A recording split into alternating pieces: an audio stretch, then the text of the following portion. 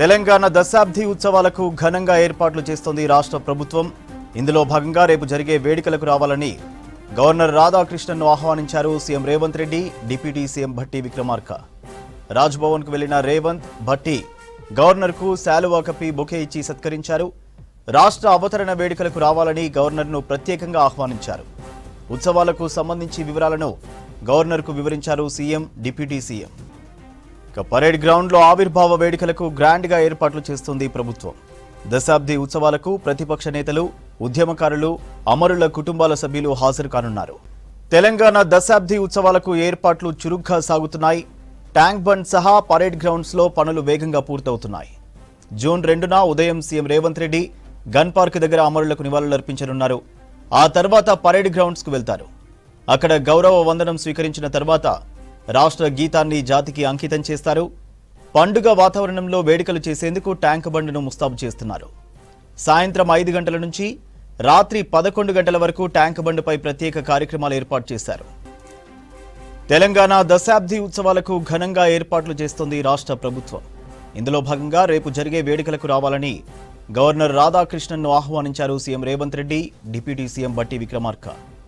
రాజ్భవన్కు వెళ్లిన రేవంత్, భట్టి గవర్నర్కు శాలువా కప్పి బొకే ఇచ్చి సత్కరించారు.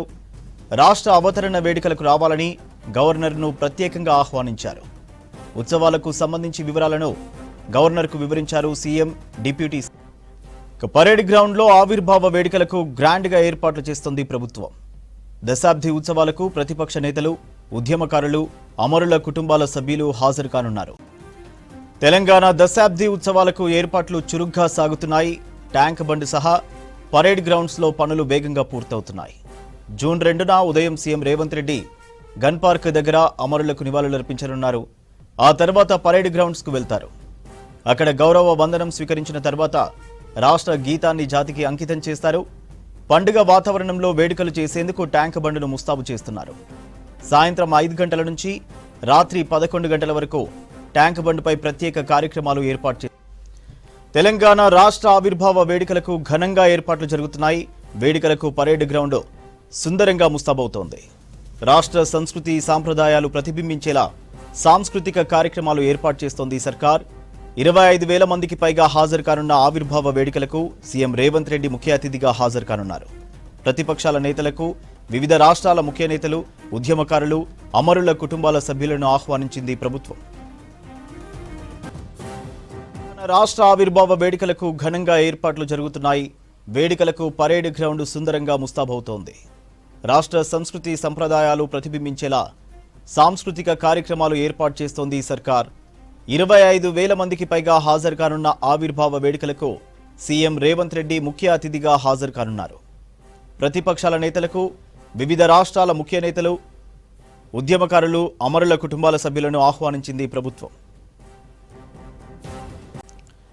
తెలంగాణ దశాబ్ది ఉత్సవాలకు కాంగ్రెస్ అగ్రనేత సోనియా గాంధీ హాజరుపై ఉత్కంఠ నెలకొంది. ఎండల తీవ్రత ఎక్కువగా ఉండడంతో డాక్టర్ల సలహా మేరకు ఆమె ఉత్సవాలకు రాకపోవచ్చని తెలుస్తోంది. తెలంగాణ ఇచ్చిన నేతగా దశాబ్ది వేడుకలకు సోనియాను ప్రత్యేకంగా ఆహ్వానించింది రాష్ట్ర ప్రభుత్వం. స్వయంగా సీఎం రేవంత్ రెడ్డి ఢిల్లీ వెళ్లి తెలంగాణ 10 ఏళ్ల సంబరాలకు రావాలని ఇన్వైట్ చేశారు. అయితే సోనియా గాంధీ తెలంగాణ టూర్పై ఇప్పటివరకు ఏఐసీసీ ఎలాంటి అధికారిక ప్రకటన చేయలేదు.